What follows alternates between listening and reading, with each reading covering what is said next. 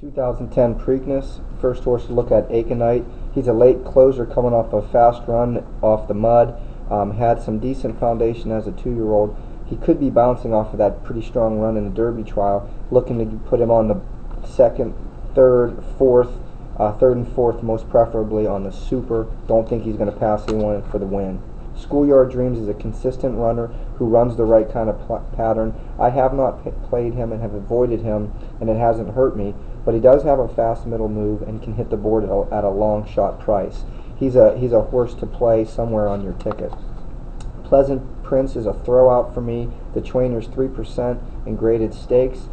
Still hasn't run back to the Florida Derby, and he seems like he does have a good jockey, but it's a throwout for me. Northern Giant, same deal, 3% graded stakes trainer. Lucas, no interest on my ticket here.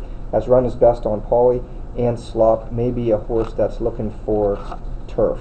You Want to Twist is a horse some people like. Ran a big race last time. I do like his 30-1 morning line. At a price, he's a horse to put on there. His jockey Prado's in a major slump after he broke his ankle a couple years ago. But this horse ran sneaky good in the Illinois Derby. He's lightly raced, and that's a factor I do love. So he's a horse that needs to be on the ticket somewhere. Jackson Bend, to me, is a horse that's more of a miler or less. I'm going to put him maybe third or fourth at best, but a horse that I'm probably going to stay away from. He could be a real good sprinter. He tries hard, but he's run a lot of races, and I think his numbers are not good enough to compete. Looking at Lucky is looking at Unlucky.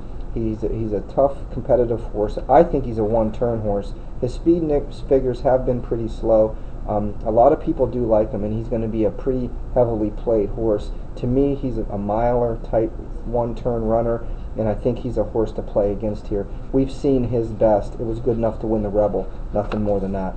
Super Saver. Derby winners have huge success rates at this track, at this race. He's on an improving pattern. He's lightly raced. He may run a huge race here. Top of the ticket. Cara Cortado's a horse I've liked. He does have slow numbers. I am a fan, however, and I'm expecting him to run big. I don't want to allow my bias to ruin my handicapping by including him in, but I think he's going to be involved. He should be running late, and I think he's going to run second, third, or fourth. Patio Prato, I have a feeling he's going to regress off his last couple of races. A very confident jockey. If he's run his best race, he may be third or fourth, but tough horse to go against. I'm going to try to beat him. First Dude's a horse that I like on an improving pattern. He's slower than these, but if he makes an improvement, he could be close. I'm looking for him to make an earlier run and stick around the whole way and be on the ticket. He's on my ticket. Dublin's a horse who has steady, good numbers, but he doesn't seem like he wants to get by other horses, so he's difficult for me to play. He does have a jockey upgrade, and his numbers are pretty strong, so leaving him third or fourth, not a bad play.